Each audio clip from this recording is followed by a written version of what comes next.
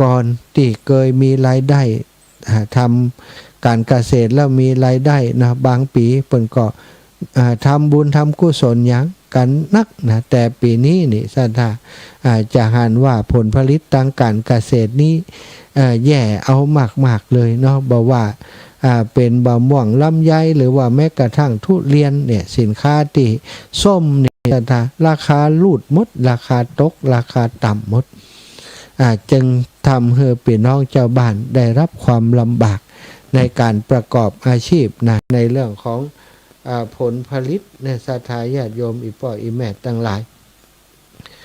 ฉะนั้นศรัทธาญาติโยมถ้าเราทำบุญก็ต้องประมาณในการทำบุญของเราจะไปให้มันลำบากตัวลำบากครอบครัวลำบากตนเองเพราะว่าถ้ามันลำบากตนเองแล้วเนาะศรัทธาญาติโยมเขาก็ลำบากลูกเต้าล้านเลนเขาก็ลำบากนี่บ่ใจลำบากแต่เพียงเข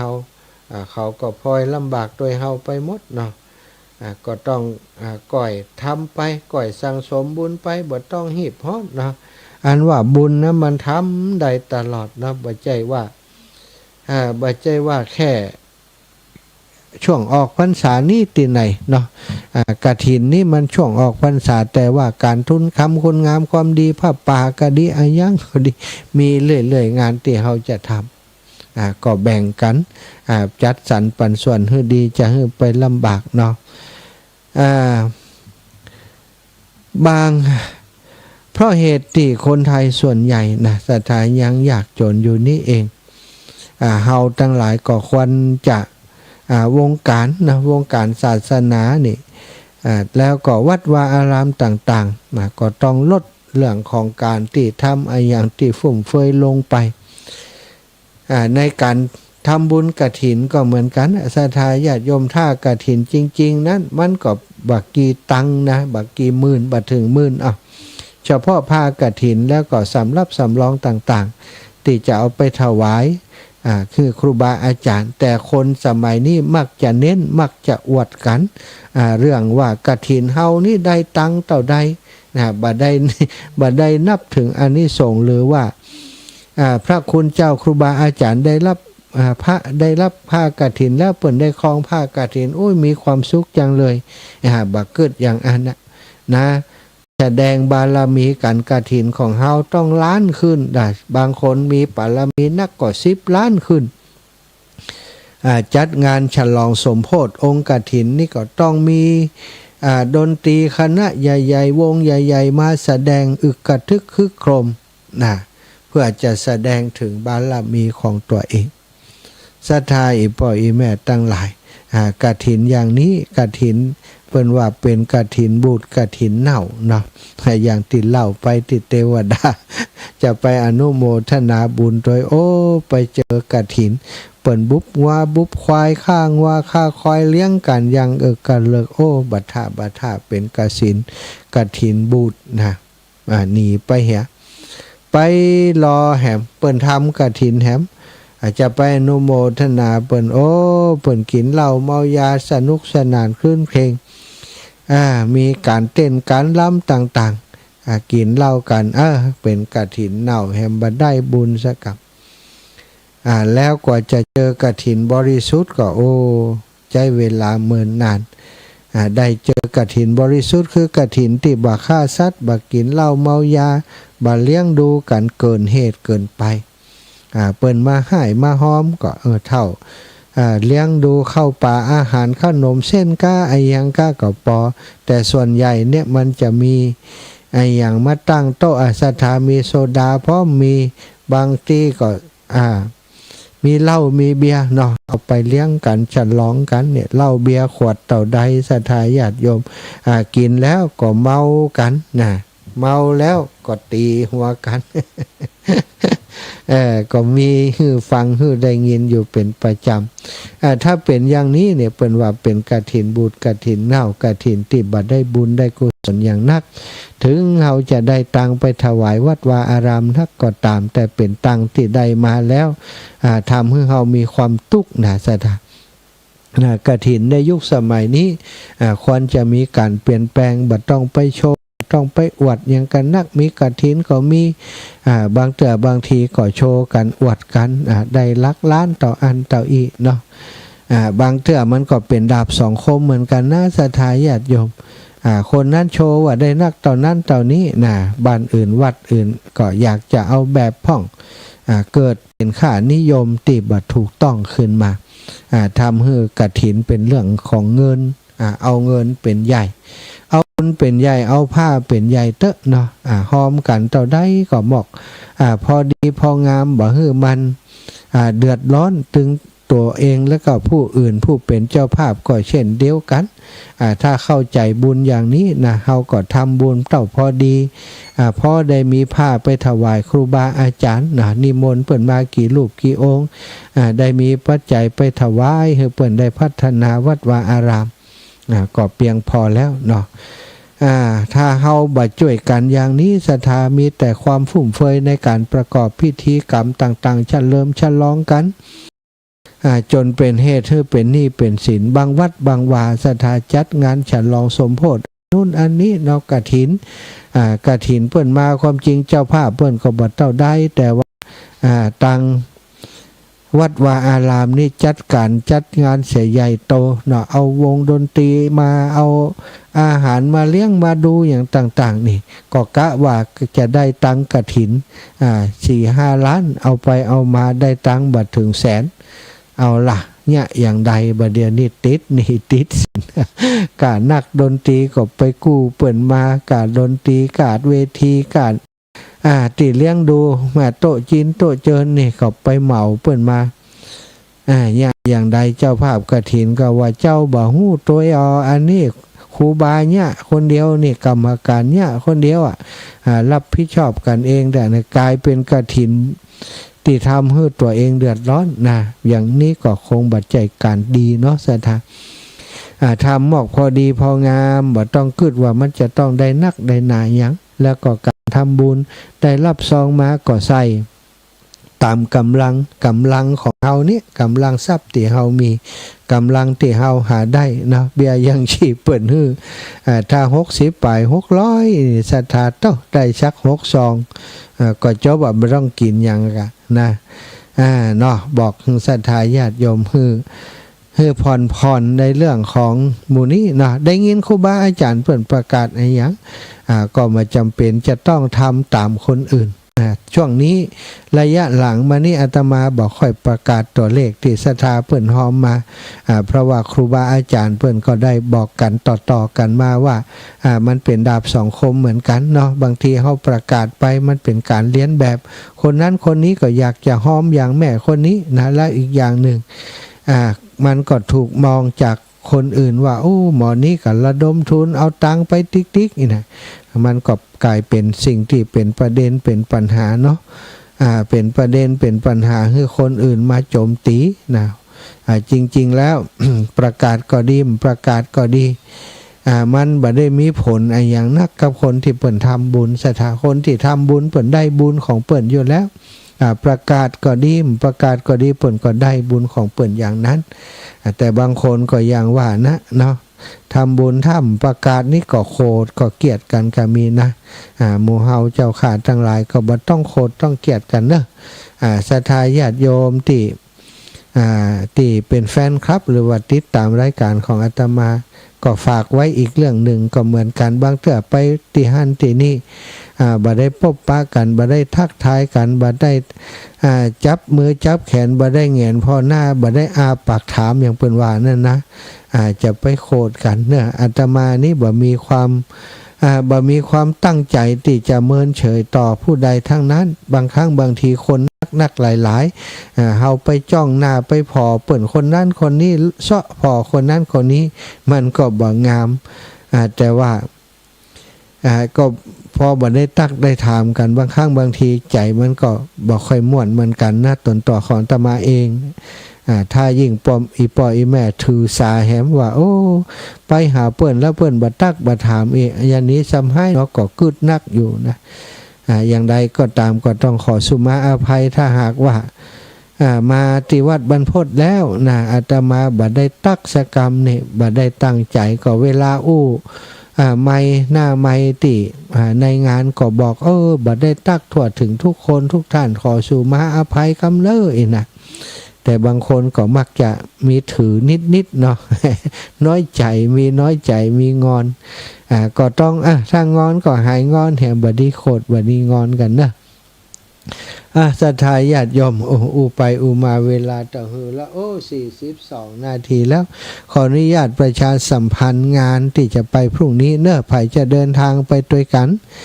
น่าจะฟังรายการอยู่เหมือนกันนะไผ่ที่จะเดินทางไปด้วยกันในวันพรุ่งนี้ที่บ้านแม่หมอกนะบ้านแม่หมอกกลางบ้านแม่หมอกกลางวัดแม่หมอกหลวงอำเภอเถินนะที่จะไปทอดกฐินพรุ่งนี้จะออกเดินทางตั้งแต่เจ้าเนอะ7 โมงนะอาตมาก็จะออกจากวัดบรรพตสถิตไปนัดหมายกันที่ปั๊มปตท.ข้างวิทยาลัยสงฆ์นครลำปางตรงข้ามกับอนุสาวรีย์สมเด็จพระนเรศวรมหาราชที่เกาะคานะสถาเวลา7 โมงเกิงปบปะกันที่ห้านเวลา8 โมงจะเคลื่อนจากที่ห้านไปยังวัดแม่หมอกหลวงเพื่อจะทอดกฐินนะพิธีตั้งปุ้นก่อนจะเริ่ม9 โมงเกิง10 โมงศรัทธาญาติโยมที่จะไปด้วยกันก็บอกกันต่อไปจิมเนอร์ออกปะกันที่ปั๊มปตท.ข้างวิทยาลัยสงฆ์นครลำปางเวลา7 โมงเกิงจากนั้นเขาก็จะออกเดินทางจากจุดนั้นไปยังวัดที่เขาจะไปทอดกฐินคือที่อำเภอเถินแจ้งให้ทราบทุกคนทุกท่านก็ไปรวมตัวกันที่ห้านก่อนเนาะถ้ารถไผ่ที่มันยังว่างอยู่บ่เต็มรถที่เอารถส่วนตัวไปเขาก็จะแชร์เฉลี่ยคนไปแล้วก็จะเอารถไปจอดไว้รถส่วนตัวไปจอดไว้ที่วิทยาลัยสงฆ์นครลำปางแล้วกลับมาเขาก็จะได้แวะที่วิทยาลัยสงฆ์เอารถแล้วก็กลับบ้านไผ่บ้านมันเนาะอันนี้ก็แจ้งให้ทราบเนอะก็ขอบคุณนะที่จะไปด้วยกันทีมงานของแม่บัวเย็นทีมงานของน้องสมจิตทีมงานของแม่บัวขีทะโปนะแม่บัวลอยสายเขียวนะทีมงานของป้าแก้วบ้านโถกหัวช้างบ้านหัวทุกนะทีมงานของยมน้องพนิตราพรหมมินทร์ก็จะมาจากหลายที่หลายแห่งเนาะไปร่วมกัน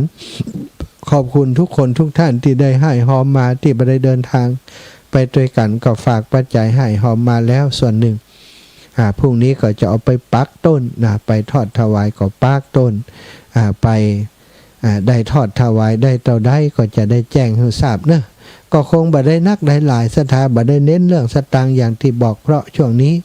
อินดูศรัทธาญาติโยมอีป่ออีแม่ตั้งหลายเหมือนกันเนาะกายใจใจนักกายใจใจสูงกฐินมีทุกที่ทุกแห่งวัดวาอารามใกล้บ้านของอีป่ออีแม่ก็มีฉะนั้นก็เอาเท่าที่ได้ต่อฮือก็เป็นยักษ์เนาะเปิ่นจะมีวัตถุประสงค์จะไปสร้างเมนจะแปลงเมนสร้างบ่ได้เถอะก็เก็บไว้ก่อนบ่ใจเสียหายอย่างเนาะถึงเวลามันพร้อมแล้วก็ก่อยสร้างเนาะแล้วก็วันที่19ศรัทธา19นี้มีที่วัดโถกหัวช้างนี่เนอะวัดโถกหัวช้างพี่น้องที่อยู่ใกล้บ้านหัวทุ่งบ้านโถกหัวช้างบ้านหนองห้าเนาะ วันโถกหัวช้างนี่วันที่19วันพรุ่งนี้เปิ้นก็ดาละ อาตมาก็จะไปร่วมดาด้วยเปิ้นบ้านญาติโยม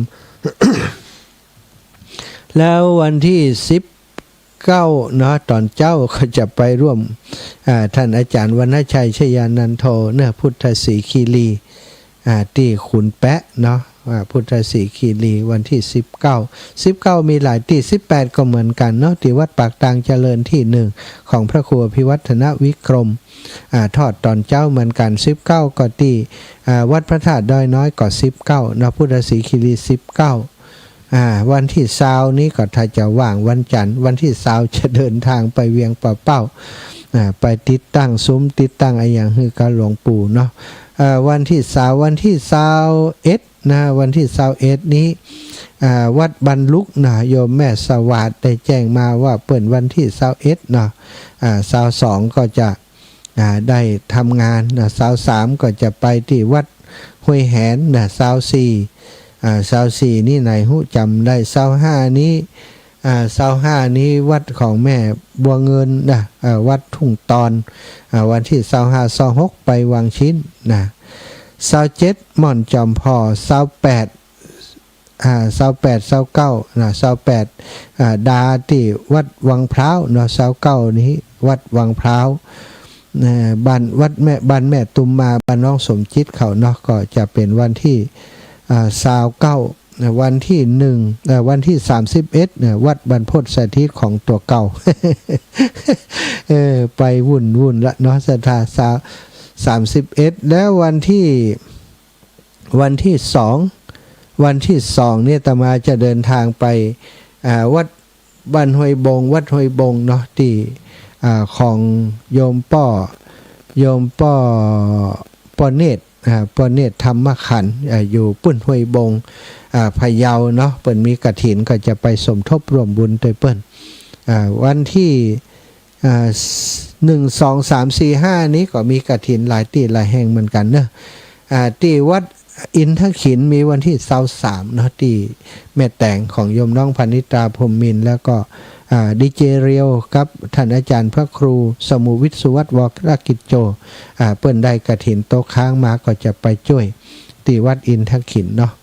แล้วศรัทธาปั่นเวลาให้ศรัทธาอีป่อยอีแม่โทรมาสักเล็กน้อยเนาะ08088441730808844173เนอะโทรมากันได้นะ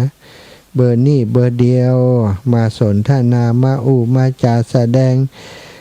ผลการรับฟังหรือว่าสอบถามเรื่องอายังก็สุดแท้แต่ศรัทธาญาติโยมอยากจะสื่อสารกันเรื่องอายังเนาะยินดีจะเป็นสะพานบุญให้ถ้าหากศรัทธาจะสอบถามจะมาแจ้งเรื่องงานบุญงานกุศลที่บ้านของศรัทธาก็ยินดีเนอะยินดีขอบคุณแม่สมศรีใจบุญขอบคุณแม่ศรีธรติดตามขอบคุณแม่รำจวนอินแสงนะคุณรำจวนอินแสงแล้วก็ขอบคุณ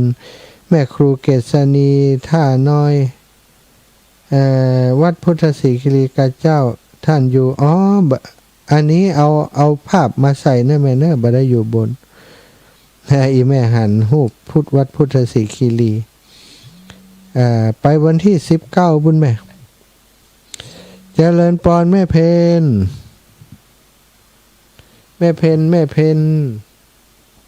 สักการเขาว่าอาจารย์เจ้าแม่ปัจจัย200อ๋อนั่น100แล้วเหลือ100แล้วแต่อาการอาจารย์จัดการ100ซื้อขนมได้ก็ได้เลยเนาะได้แล้วแต่จะจัดการเนาะได้เอาสาธุเจ้าขอบคุณแม่อนุโมทนาบุญเดเนอร์มาได้ไปช่วยเป็นอย่างการงานก่อนนักแม่ไว้วันอื่นก่อนเนาะสาธุค่ะแม่บัวลอยใส่เขียวรถโทรไปหาแล้วแหละแม่เจ้าสวัสดีเจ้าตะกี้คนรถเปิ้นขอเบอร์ไปให้เบอร์เปิ้นไปละมันผูกคือไปฮับแม่เปิ้นโทรหาแล้วเนาะเจ้าอันเปิ้นผู้ตีมเจ็บเปิ้นว่าผู้โทรหามกรรมเจ้าแล้วเปิ้นลูกได้มาหรอลูกแม่ท่าแม่กะก็บอกคือเปิ้นก็เข้าที่โรงเรียนพ้นนะกะโรงเรียนพ้นบอกไปแล้วรู้น่ากะตามนั้นถ้าพ้นโรงเรียนพ้นมาก็เลี้ยวซ้ายเข้ามาเลยเนอะเจ้าแม่ก็บอกว่าเนี่ยได้วันผูกมาถึงครับคนได้คนมากับแกอะไรแม่บอกคนแรกก็นะมาคนแรกก็จะนั่งหน้าอ่ะเจ้านั่นแหละจองหน้าไว้ก็จะให้เขาไปห้ามก่อนก็แล้วแต่กะถ้าจัดมาตันก็ตันถ้าบอกเขามาหาแม่ที่บ้านตันก็ไปได้ตันอ่ะเพราะว่าเดียวมันได้เตรียมตัวเนาะเจ้าไปเตรียมอย่างนักมีสตังค์เต็มกระเป๋ากะฮะมี3คนเดียวเตรียมอย่างนักมีสตังค์เต็มยามก็ไปเลยกะมันต้องเตรียมอย่างนี้นะบ้านนางแลมกำเนิดบ้านนางแลที่2เด้อเจ้าวันนางแลวันที่2เนาะวันที่2นี่ไปปุ้นเนี่ยละพี่น้องนางแลแหมละเปิ้นฮักแล้วก็นี่ เจ้าฐานประกันให้กันแล้วกันเนาะ วั ยัง น แม่ ที่ กระ สอ ซ้อง ง วั ไว้ น เนี่ย หนึ่ง แม่จะซ้องเอาฐานประกันผูก เจ้าได้กะเจ้า แต่เตรียมไว้เนี่ย สาธุแม่ เจ้าไว้สาเจ้า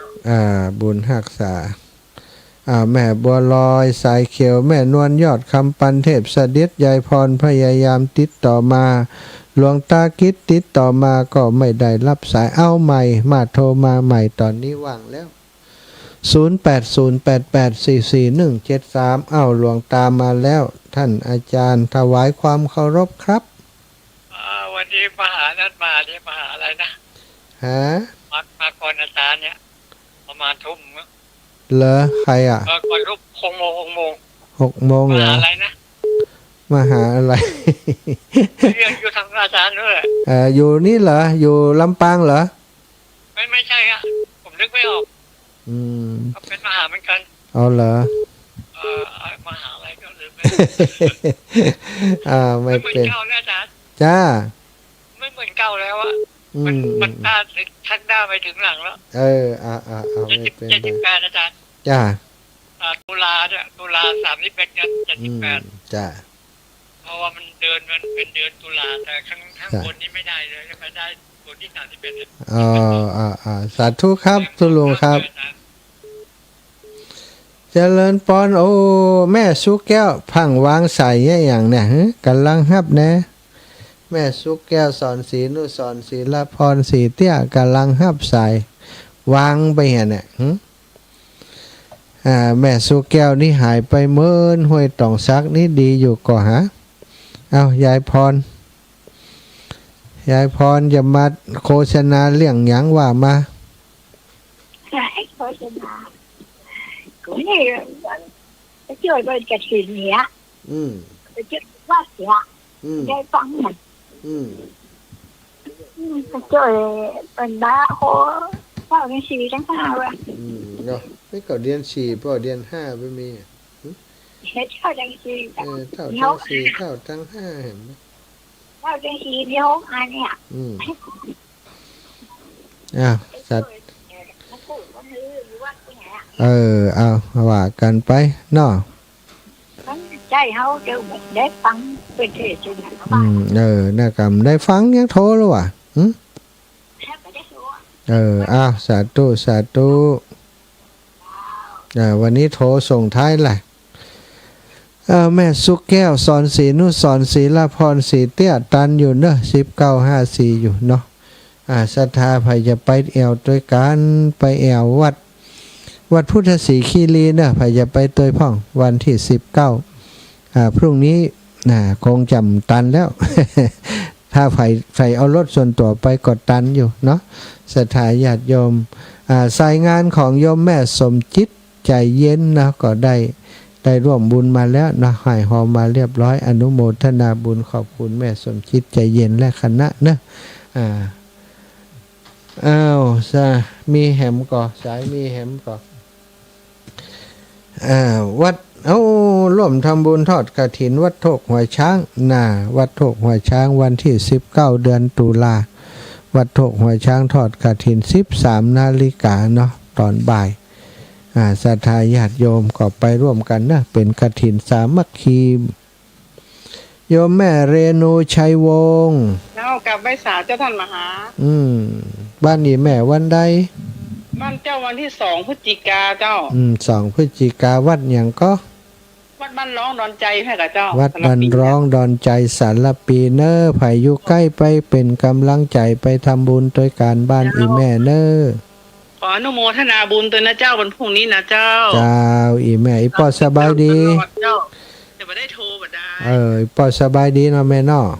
เจ้าสบายดีตามภาษาคนเฒ่านะเจ็บเข่านะนั่นทำนะขำเปิ่นมานักแล้วใจเปิ่นมานักแล้วเนาะใจแล้ว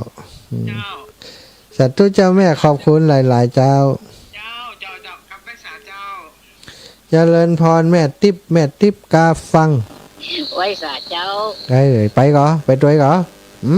ไปได้เนี่ยบ้ากันแท้ทำไปได้ก็ไปก็